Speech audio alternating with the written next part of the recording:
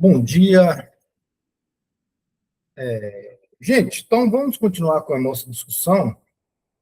Eu deixei uns slides lá na aula, imagino que vocês já devem ter visto, e também deixei mais um texto, que é um texto sobre a individualidade. Tá bom? Porque esse tema da individualidade, ele acaba sendo um dos temas importantes para a esquerda hegeliana. Então, assim, a gente vai ver todos os filósofos defendendo, todos exceto o Marx. Marx não tem essa questão de individualidade, todo mundo sabe disso. Mas os filósofos, até porque o Marx ele vai sair também desse movimento muito cedo. Né? Depois que ele escreve, na verdade, o Marx vai fazer parte do movimento agora para criticar os jovens hegelianos, de maneira especial os irmãos Bauer e o Max Stirner. Já que o Feuerbach, o Marx não faz uma crítica como faz com os outros participantes do movimento. Esse movimento que eu estou chamando aqui de jovem hegeliano, esquerda hegeliana, gente, ele acaba tendo uma importância tão grande para o século XIX, mas talvez isso nem todos concordem com essa afirmação, mas porque assim, é a partir do movimento jovem hegeliano, por isso que eu falei que ele é tão importante quanto o ideário moderno lá dos enciclopedistas da França, né? Assim, dos iluministas, tal, enfim. Porque esse movimento, gente, veja que a partir da discussão dos jovens hegelianos é que a gente vai ter um desenvolvimento, inclusive, do movimento que o Marx fez parte de maneira fortemente, assim como o Engels, do socialismo. Então, veja, e é uma discussão da esquerda hegeliana que não começa necessariamente com a questão política ou filosófica. Ela começa com a questão teológica. Veja que os filósofos estão ali, no primeiro momento, eles estão discutindo ali a questão metafísica. Nesse sentido, você tem as características da esquerda hegeliana, justamente que tem como característica que a principal delas, que dá início, inclusive, ao movimento, que é a crítica à religião. Né? Então, assim, percebe que no próximo vídeo vocês vão perceber que o Stirner no livro Único sobre Propriedade, que eu já postei, ele vai bater de frente com a questão religiosa, essa questão metafísica de Deus, né? Tanto é que, como eu falei no outro vídeo, a questão da morte de Deus, que o Nietzsche vai desenvolver toda uma teoria, que a gente vai falar disso na próxima semana, já está sendo discutida lá pelo Stirner. Não só pelo Stirner, mas também pelo Bauer.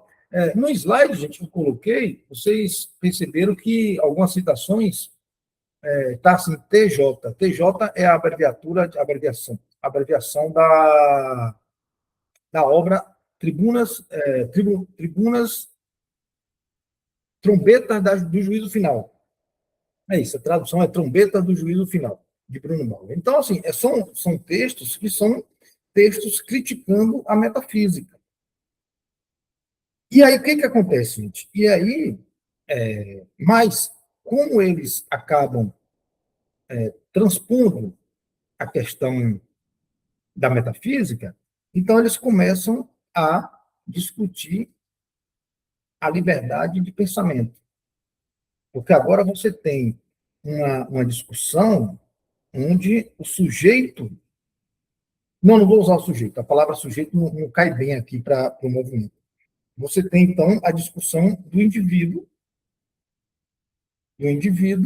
que agora discute a questão do livre pensamento. Tanto é assim que tinha o grupo era chamado entre eles de os livres, né? Na Alemanha eram os livres. Então, nesse sentido, eles vão utilizar. Por que eles são chamados de hegelianos de esquerda? Eles se opõem a Hegel Não necessariamente, porque eles utilizam a dialética do Hegel, só que enquanto o Hegel está falando, está discutindo a questão da história como um movimento autossuficiente, como aquilo que acontece de maneira espontânea, a esquerda hegeliana vai justamente utilizar essa mesma dialética que o Hegel vai se utilizar, só que agora como um instrumento de crítica social. Porque não me parece que o Hegel está preocupado em fazer crítica social. Mas a esquerda hegeliana, sim. A esquerda hegeliana vai utilizar essa dialética justamente como um argumento para fazer essa crítica social. Então, veja que a partir do movimento jovem hegeliano, ou a esquerda hegeliana, a gente vai ter os movimentos políticos, como o socialismo, que a gente atribui a Marx, de fato. Mas você tem o anarquismo, que é atribuído ao Bakunin, mas que o Stirner, nessa obra dele, é uma obra de cunho anarquista, né, onde ele pensa no indivíduo. Tem um capítulo nesse livro, gente, eu vou falar na próxima aula, que é o liberalismo humano. Né? Então, assim, o que é que o Stirner, qual é a crítica que o Stirner está fazendo a, a essa forma de Estado? Né, dessa exploração do trabalhador. Veja, essa é a discussão do Marx. Mas o Stirner faz essa discussão em outra perspectiva, que é a perspectiva do indivíduo, não da classe. Essa vai ser a diferença que a gente vai notar. Eu não vou falar de Marx, naturalmente, vou falar do Stirner, mas vocês vão notar a diferença entre o Stirner e o Marx, justamente no que diz respeito, se Marx está chamando a atenção da classe operária, né, eu sugeri que vocês assistissem ao filme Jovem Marx, você tem uma outra discussão que não é a discussão da classe trabalhadora, é a discussão do trabalhador. Ou seja, é a discussão sempre partindo do indivíduo, que é essa tomada de consciência, mas uma consciência que ela é individual, que é essa liberdade de pensamento a partir de cada um. Pois bem, e aí começa a discussão do jovem hegeliano. Para o cristianismo ortodoxo, a vinda do Cristo já teria sido, de certa forma, o fim da história e a revelação do seu sentido. Porém, só se consumaria inteiramente quando o retorno do Salvador, definitivamente, tal. No caso do movimento hegeliano, enquanto o sistema de Hegel colocava sua ênfase no já consumado, quer dizer, é aquilo que eu falei que é algo que é dado, já está dado de maneira espontânea, os jovens hegelianos viam antes o que faltava ser feito e colocavam suas esperanças num porvir, num devir, no movimento. Nesse movimento. Qual é o movimento? Veja que aqui a gente vai ter uma crítica, justamente uma crítica ao idealismo. Se você tem um idealismo do Hegel, que acaba sendo julgado Marx por Stirner e seus amigos, como Marx também o idealista. E nesse sentido, então, eles vão fazer uma crítica a esse idealismo. Por quê? Porque, veja, lembra quando eu falei que o Stirner e o Nietzsche são precursores do existencialismo? É justamente porque os jovens hegelianos, a discussão que eles estão fazendo é justamente uma discussão anti-idealista. Por que anti-idealista? Eles vão dizer o seguinte, olha, o jovem, ele vai fazer quem escreve isso é o Stirner, mas o Bauer vai também, nessa mesma perspectiva, dizer o seguinte, olha, o jovem é aquele que pinta o mundo das piores cores para poder melhorá-lo. Já o adulto, aí ele vai chamar aqui, já o adulto é aquele que não pinta, ele apenas enxerga a coisa como ela é.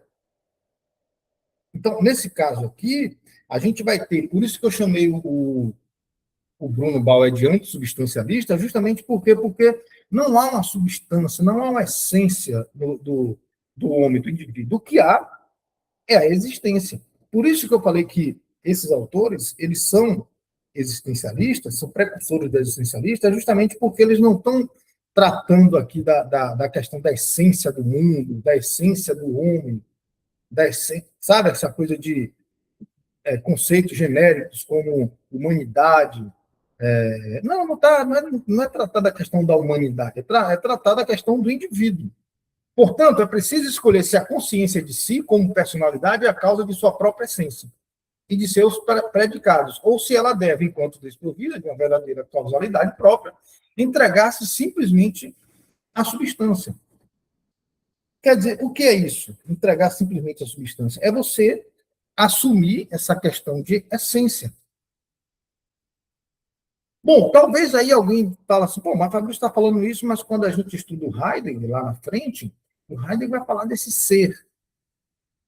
Mas os homens hegelianos não estão pensando nessa questão do ser. Está pensando sempre na existência presente, na presença. Eu gosto muito do, do conceito de presença nos jovens hegelianos, que é um conceito que no Marx a gente vai... no Marx a gente... desculpa, no Heidegger a gente não tem essa preocupação com o conceito de presença, porque o Heidegger está falando de um ser aí, né, de um ser que está jogado no movimento. Aqui, a presença é esse indivíduo que faz o acontecer no próprio movimento. Então, assim, ele vai se moldando com o próprio movimento que lhe é dado. Tem um filósofo espanhol, que é posterior à escola à esquerda hegeliana, que ele vai dizer o seguinte: tem uma coisa importante que eu sou eu e as minhas circunstâncias, que é o Ortega y Gasset. Eu sou eu e as minhas circunstâncias, quer dizer, eu sou o resultado das minhas circunstâncias. Então, nesse sentido, você tem essa esquerda hegeliana sempre pensando aqui nesse ser do porvir. Ou seja, a escatologia diz respeito ao destino último do homem. É chegada à humanidade a sua definitiva e da história ao seu tempo. Isso aqui foi o que eu escrevi, gente. Eu estava escrevendo isso aqui para dizer o seguinte: o que, porém, só se consumaria inteiramente quando o retorno do Salvador e da instauração definitiva do reino de Deus. No caso desse movimento, da esquerda hegeliana, enquanto o sistema de Hegel colocava sua ênfase no já consumado, os jovens viam justamente a esperança no porvir, ou seja, nesse movimento que acontece a cada instante. Tem nada de consumado, a coisa está sempre se dando. A coisa está sempre se dando justamente nesse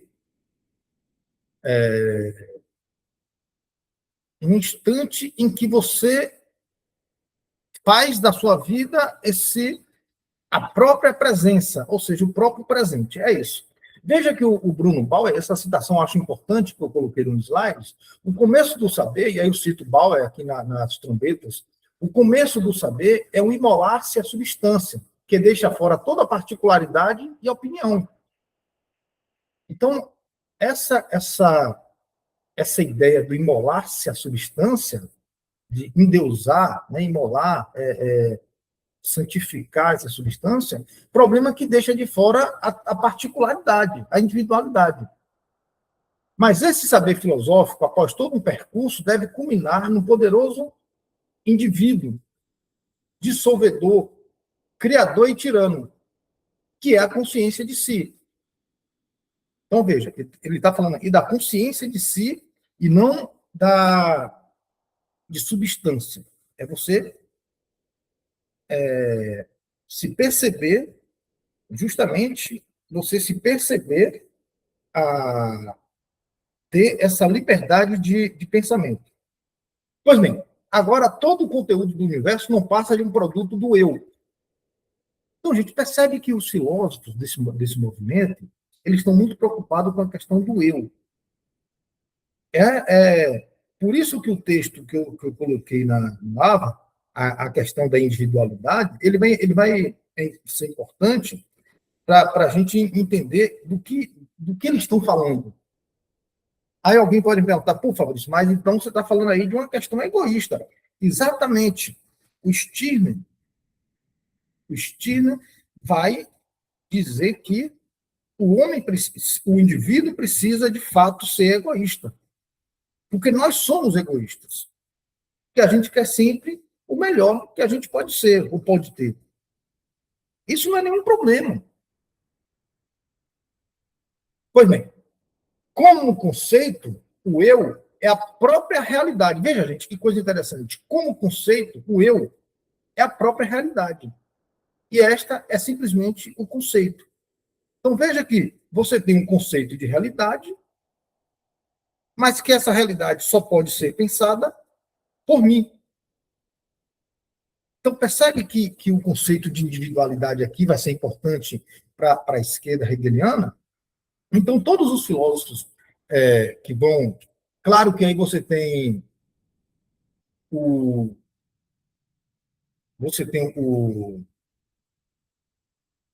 Feuerbach, né, que depois que ele escreve a essência do cristianismo, ele vai pensar mais no coletivo, vamos dizer. Mas, a princípio, ele está pensando ainda na questão da individualidade, porque ele faz parte desse movimento. E aí, só para encerrar essa parte aqui desse movimento geral, que eu estou chamando aí de movimento geral, que eu estou falando de todo mundo ao mesmo tempo, para Hegel, a morte poderia ser considerada como a liberdade do finito ao infinito. Isso é uma questão bem quase que religiosa. E aí, aqui eu estou citando o Bruno Bauer, tá bom? Agora eu vou citar o Bruno Bauer. O eu, o verdadeiro e absoluto sujeito, dotado de uma blasfematória infinitude. Então, veja, essa ideia de infinitude, o Bruno Bauer está chamando aqui de blasfematória. Ou seja, é uma blasfêmia você dizer que é infinito. Porque não é infinito. Então, nesse sentido aqui, a gente vai perceber que essa ideia de infinitude é algo criado a partir de um idealismo. Aqui você tem, então, o princípio idealista. E aí, para encerrar, eu vou citar aqui a questão da morte de Deus, porque aí a gente vai passar agora para o Stirner, e aí não vou falar mais do movimento, vou focar agora só no pensamento de Max Stirner. E aí eu cito aqui o Crisóstomo de Souza, que é um professor que há tempo está se dedicando ao estudo da esquerda hegeliana.